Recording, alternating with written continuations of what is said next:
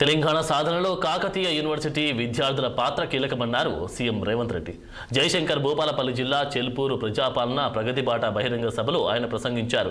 నల్ల బంగారాన్ని వెలికి తీస్తున్న సింగరేణి కార్మికులు దేశానికి ఆదర్శమన్నారు. తెలంగాణ ఉద్యమంలో సింగరేణి కార్మికుల పాత్ర మరవలేదని కొనియాడారు.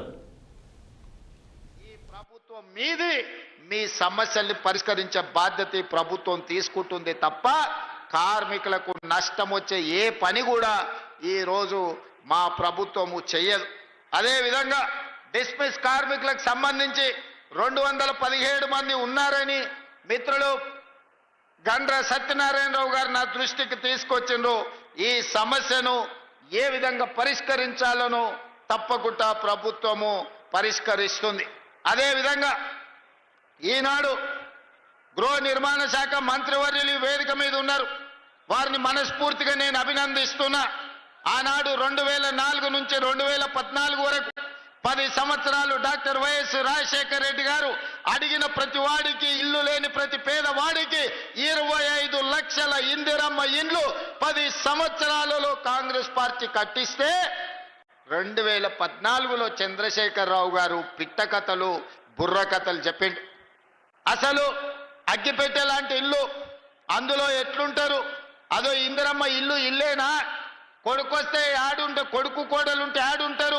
పండుగ పూట బిడ్డ అల్లుడు వస్తే ఏడవంటారు. గొర్రె పిల్లను, కుక్క పిల్లను ఉంటే ఏడ కట్టేసుకుంటారు. మీకు డబల్ బెడ్రూమ్ ఇల్లు ఇస్తామని దంచి మాటలు చెప్పిండు.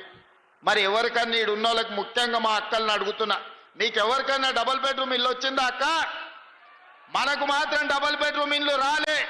1000 ఎకరాలలో ఎర్రవల్లిలో ఆయనకు ఫామ్ హౌస్ వచ్చింది. 100 ఎకరాలలో ఆయన కొడుకు జన్వాడలో ఫామ్ హౌస్ వచ్చింది. 50 ఎకరాలలో ఆయన అల్లుడికి హరీష్ రావు గారికి మోయినాబాద్లో ఫామ్ హౌస్ వచ్చింది. కేసీఆర్ బిడ్డ కవితకు శంకర్పల్లిలో 25 ఎకరాల ఫామ్ హౌస్ వచ్చింది.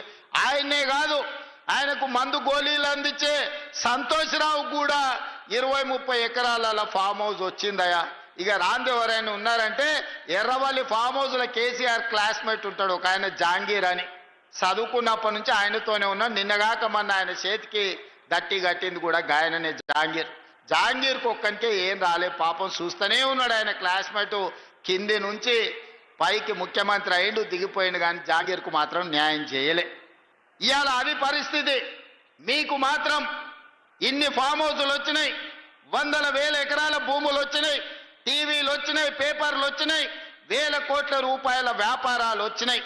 మా పేదవాళ్లకు మాత్రం డబల్ బెడ్రూమ్ ఇండ్లు రాలే. నిజంగానే చంద్రశేఖరరావు అనుకొని ఉండుంటే 10 ఏళ్లలో 20 లక్షల కోట్లు ప్రజలు పన్ను కట్టి చంద్రశేఖరరావుకి ఇచ్చిండ్రు. సంవత్సరానికి 2 లక్షల ఇండ్లు ఒకవేళ కట్టున్నా 10 ఏళ్లలో 20 లక్షల ఇండ్లు కట్టడానికి అవకాశం ఉండే. కానీ చంద్రశేఖరరావు గారు పేదల ఆత్మగౌరవం కోసం పనిచేయలే. పేదలకు డబుల్ బెడ్రూమ్ ఇండ్లు ఇవ్వాలన్న పట్టుదలకు పోలేదు.